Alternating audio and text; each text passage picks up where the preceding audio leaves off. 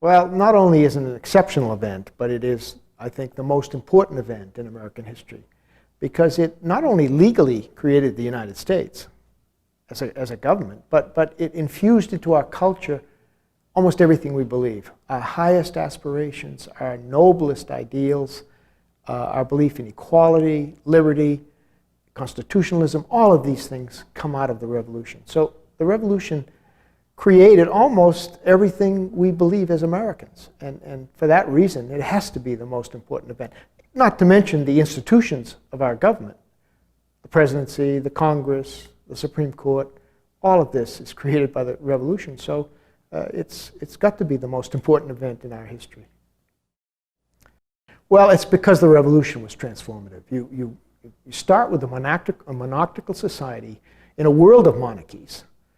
A society which was hierarchical, in which people deferred one to another, vertically organized society, society totally unlike anything that we can know in our own time, but a society also very different from the 19th century world, where horizontal relationships, people knowing people alongside one another, that society was transformed, that vertically organized society was transformed by the Revolution.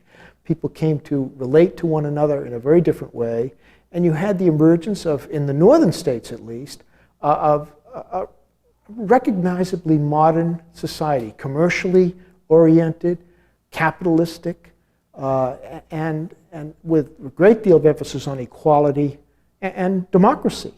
Highly democratic society by world standards, perhaps not by modern standards. Women did not vote yet. Blacks, even freed blacks in the North, were not sharing in equal rights, but there were movements afoot already to change that.